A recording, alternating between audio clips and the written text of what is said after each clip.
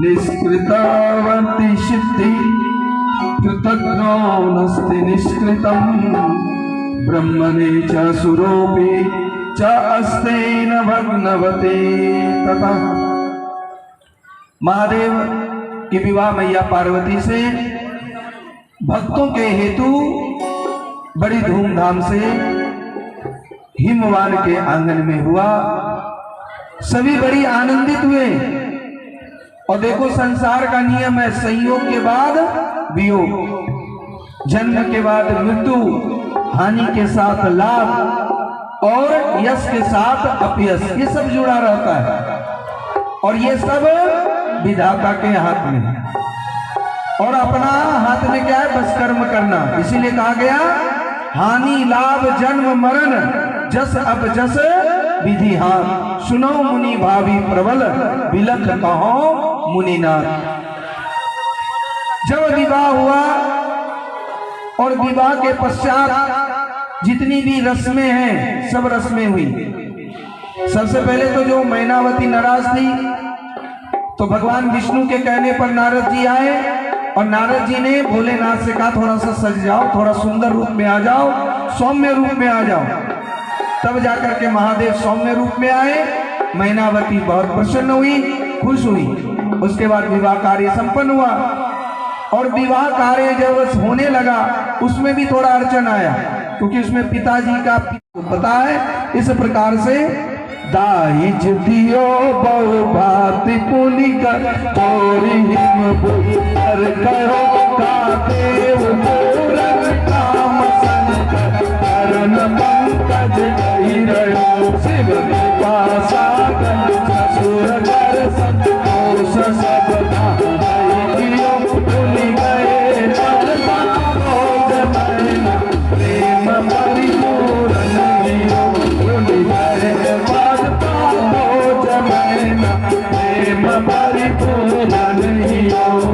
नाथ उमा मम प्राण सम गिरह कंकर करो अक्षमहु सकल अपराध अब होय प्रसन्न भर देऊ।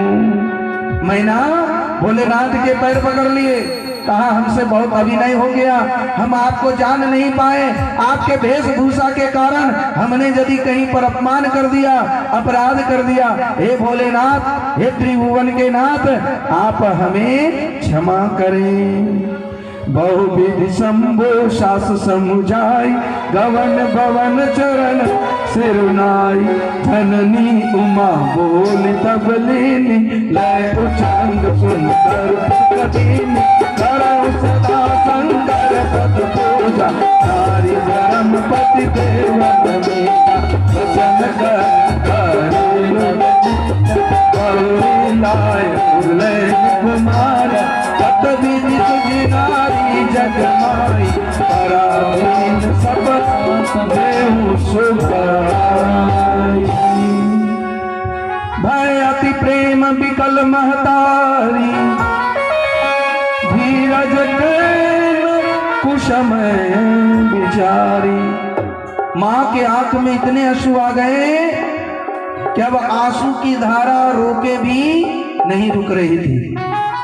पर माँ को लगा ये विदाई का समय है, इसमें ज्यादा रोना भी नहीं चाहिए, क्योंकि ये समय ज्यादा रोने से फिर विदा करने में कठिनाई हो जाएगी। माँ ने देखा कि ये समय रोने का नहीं है, पर क्या करे, ये नयन मान ही नहीं रहा है, ये नयन रुक ही नहीं रहा है, अश्रु की धारा बही चली जा रही है। अरे माताएं तो छोड़िए, आज पिताओं के, पुरुषों के भी आंखों में अश्रु आ गई।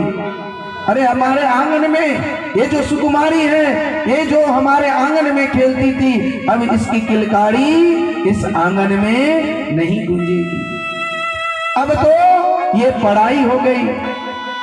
अब मैनावती तो यही सोच करके बड़ी दुखी हुई कि स्त्री में जन्म लेना ये तो अधम से भी अधमाई है। कहते स्त्री और गाय जिस खूंटे से बांध दो वही खूंटे से बंधी रहती है। और मैया मैनावती कहती है, हे भोलेनाथ, पराधीन सपने हूं सुख नाही। ये पराधीनता में कभी कोई सुखी नहीं हो सकता। फिर भी हम तो अपनी बेटी को सिखावन दिए कि बेटी ये पराधीनता नहीं है, ये तो भोलेनाथ के आंगन की जो टहल करोगी और उस टहल से जो भोलेनाथ प्रसन्न हो जाएंगे वही तुम्हारे लिए तीर्थ होगा, वही पूजा होगा, वही जप होगा, वही तुम्हारे लिए सब कुछ होगा। इसलिए बेटी इसको सुख पूर्वक तुम अपने पति के घर का टहल करना। इस प्रकार बड़ी सिखावन दिए और सिखावन देने के पश्चात कत विधि सृज नारी जगमाए।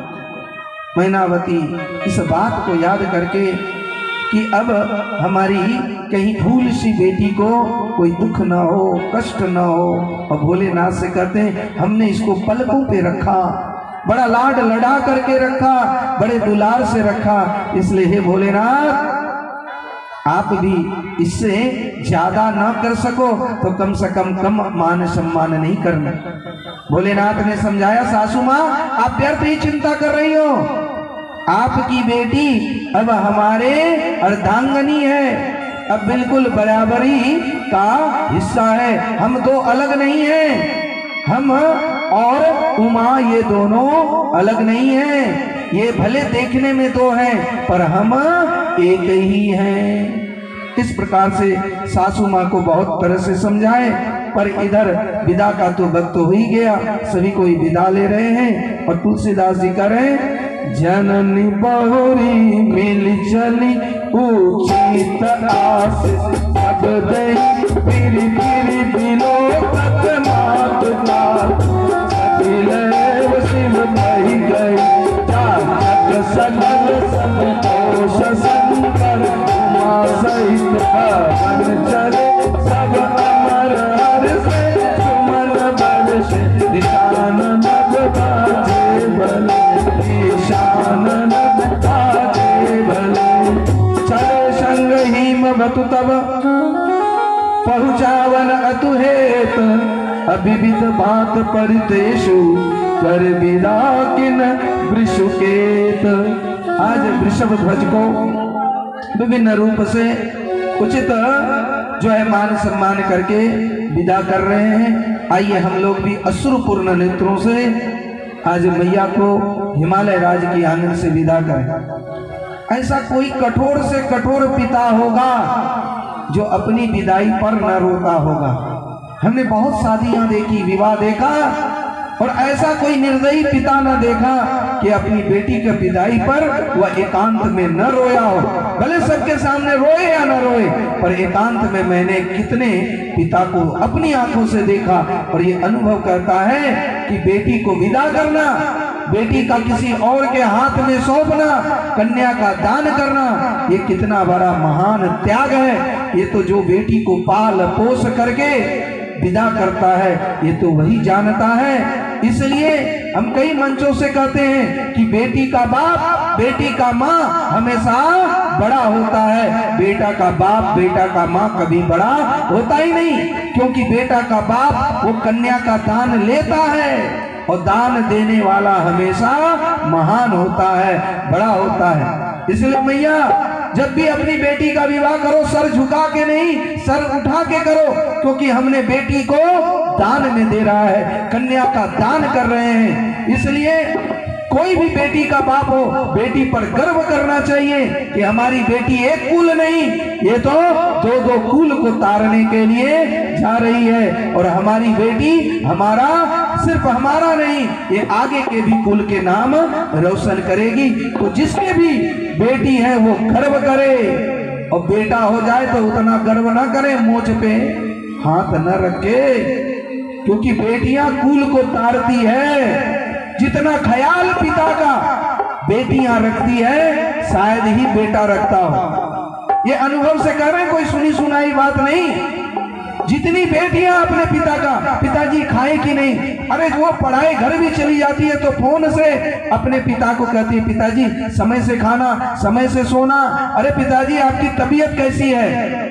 और बेटा तो कभी कभी हाल चाल पूछता है, भले पैसा भेज दे पर उसके पास फुर्सत नहीं है कि हमारे माँ पिताजी कैसे हैं। इसलिए जिनके घर में बेटियां हैं वो अपने आप को धन्य मानो। हम सब दुर्गा की पूजा करते हैं, काली की करते हैं, सरस्वती की करते हैं, लक्ष्मी की करते हैं, पर घर में लक्ष्मी का सम्मान नहीं करते। इसीलिए हमारे शास्त्र में कहा गया, यत्र नारी पूज्यन्ते तत्र रमन्ते देवता। जहां नारी का सम्मान है वहीं पर देवताओं का वास होता है। आज हिमालय राज और मैनावती दोनों आज बेटी को मानो अपना कलेजा निकाल करके विदा कर रही है। आइए हम सब विदा गीत के साथ आज हिमालय राज के आंगन से विदा हों और आगे हम लोग कैलाशधिपति कैलाश पहुंचे और वहां पे आनंद का करें। उससे पहले हम लोग विदा लें।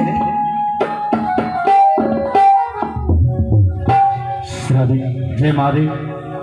बोले प्रेम से उमापति महादेव की।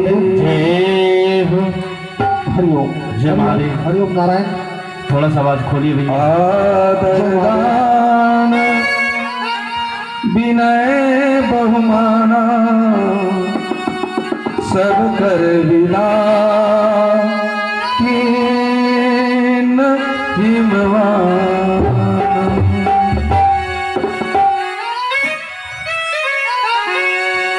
जय महादेव। आज देखा जाए हिमान किस तरह से अपनी बेटी को विदा करती हैं। कहते हैं दिल के घर छोड़ी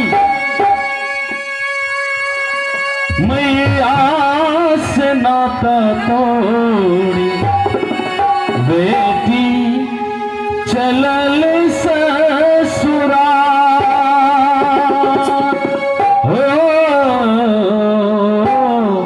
बेटी चलल ससुरा।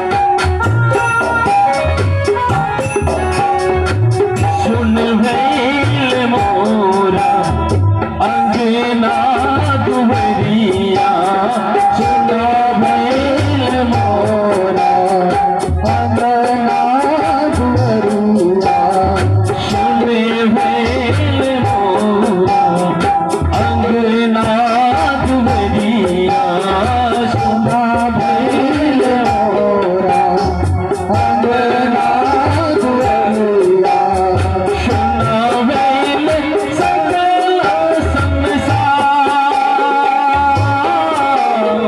सुना भैल सकला संसार हृदय के टुकड़ा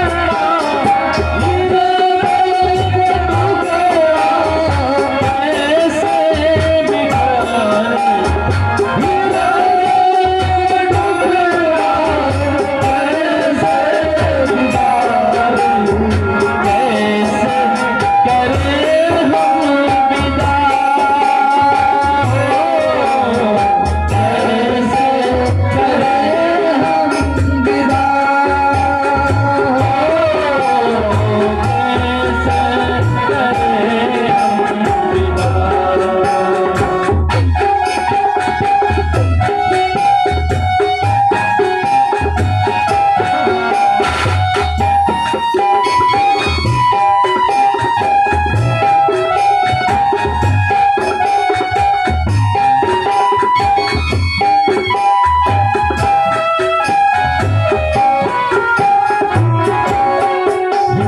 भैया मैना अपने आंखों के पुत्री को किस तरह से विदा कर पा रही है।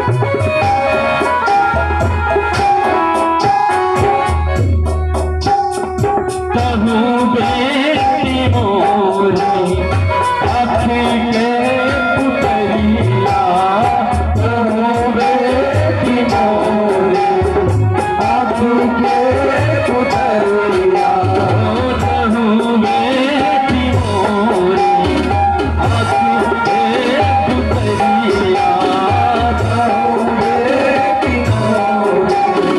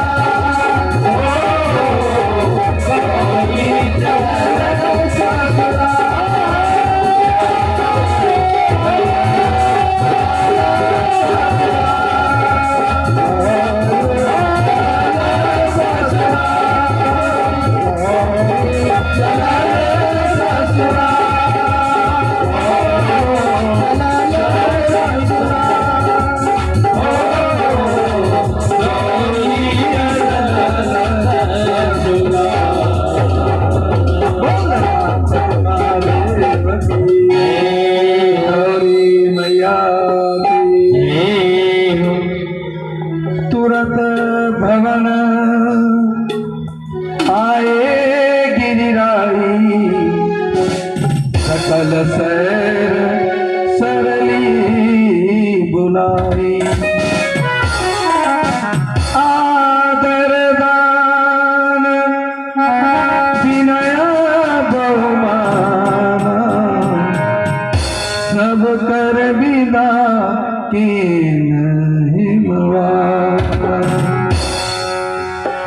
विदा होकर के रास्ते में ठहरते हुए और फिर कई महीनों में सब ही शंभु कैलाश के साथ आए। और जब भगवान कैलाश आए, जितने भी देवी देवता थे वह कैलाश से अपने अपने धाम को विदा हो गए। सुर सब निज निज लोक सिधाए। आगे कहते हैं कि जगत के माता पिता शंभु भवानी हैं और उनके श्रृंगार का कहां तक वर्णन किया जाए। तो उनकी बारात भी अजब थी, उनका विदाई भी बड़ी गजब थी। ऐसी विदाई तो न तो रामचंद्र की हुई न कृष्णचंद्र की, और ऐसी विदाई जो कि सबकी हृदय को विदारत कर दे। तो विदा का गम बोलते हुए प्रकार के सब जितने भी थे सब विपुल काल वहां पर सभी चले आए, क्योंकि मैया उमा आ गई तो लक्ष्मी भी आ गई, सरस्वती भी, सभी ऐश्वर्य वहां पर छा गए। इस प्रकार से वहां चारों तरफ हर्ष ही हर्ष होने लगा। जगु जान सन्मुख जन्म काम प्रताप को सारमा देखे तो मैं पिसके सुत चरित संचय कहूँगा। यह कुमार संग विवाह जे नरकारि से गजरावहि कल्याण काज विवाह सर्वदा सुख पावहि कल्याण काज विवाह मंगल सर्वदा सुख पावहि। जगु जान सन्मुख जन्म काम प्रताप पुरुषा जन्मा देहिए तुम किसके तुम संचय पाइका। यह संग विदाऊ दे नारी कही जगावहि कल्याण काज विवाह मंगल सर्वदा सुख पावहि कल्याण काज विवाह मंगल सर्वदा सुख पावहि। चरित सिंधु गिरिजा रमण वेद न पावहि पार अवर्ण तुलसीदास की अतिमति मंद गवार। तुलसीदास जी कहते हैं कि जो यह विवाह का प्रसंग सुनता है सुनाता है उनके कोई कार्य रुकते नहीं। और विशेष करके भोलेनाथ के इस विवाह प्रसंग को जो सुनता और सुनाता है उनके यहाँ जो भी विवाह मंगल कार्य होता है वह बड़ा आनंदित होता है। यानी एक तरह से विवाह के पहले ये रामचरितमानस से हो या शिव महापुराण से हो, इस प्रसंग को जरूर सुनना चाहिए। कि विवाह के पहले ये जरूर सुन लेना चाहिए कि गृहस्थी में क्यों प्रवेश कर रहे हैं और गृहस्थ धर्म का पालन कैसे करना चाहिए। इस प्रकार से भोलेनाथ गृहस्थ धर्म का पालन करते हुए